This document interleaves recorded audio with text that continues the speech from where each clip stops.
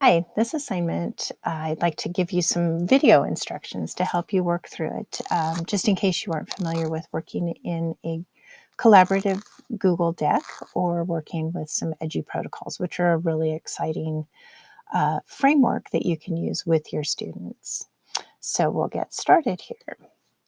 All right, so in this digital class book, we'll be using Edu protocols, which are these lesson frames. There's a little video you can watch there.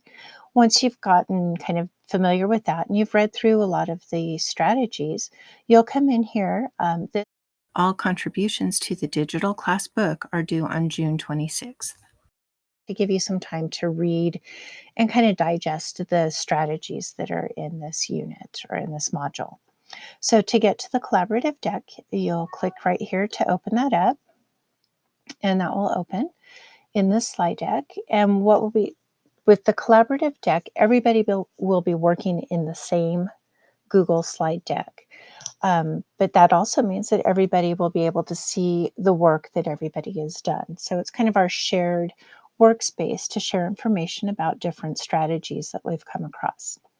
Okay, so once you get here, the second slide will give you some instructions on what to do with those slides. You'll claim your slide, so kind of claim your slide by putting your name on it. There's plenty of slides in the deck, and I'll be checking if I need to add more. We can always do that. So put your name on that slide so everybody knows that that's the one that you're going to be working on. Put the title of the strategy, and then you'll add information that's requested. So we'll give like a brief description of that strategy. Which eligibilities would you probably use this strategy with? So is this used with students who qualified in just cognitive area plus critical thinking, or is it an academic area that you might use this strategy, or a creative thinking strategy that you would be using? You'll also give kind of an example of how you might consider using this strategy with your students, and then the list of best practices.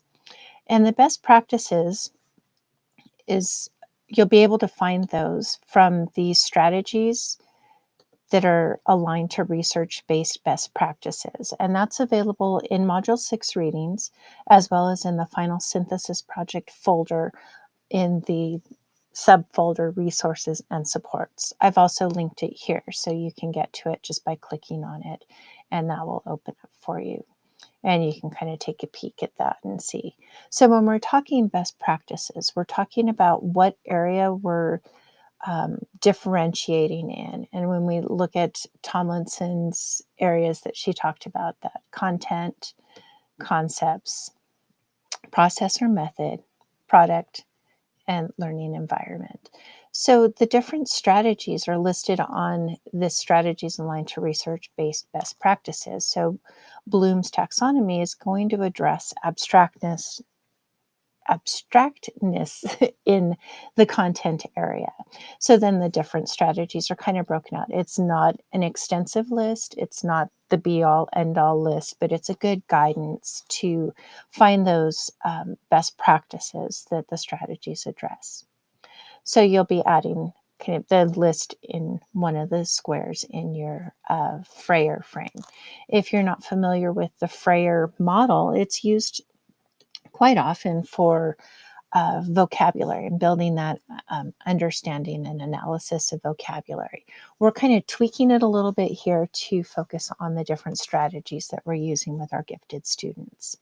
So on your slide, you'll put your name in up here, and then you'll put your title in here, and then you can just click into that box and type about it. You feel free to add um, images or links. You'll add the different pieces here, who that would work best with, how you might use that in your classroom, and then also best practices that are inherent in that strategy.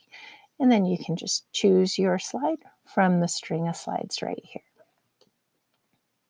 Okay, hopefully that makes sense and will help everybody get through the assignment.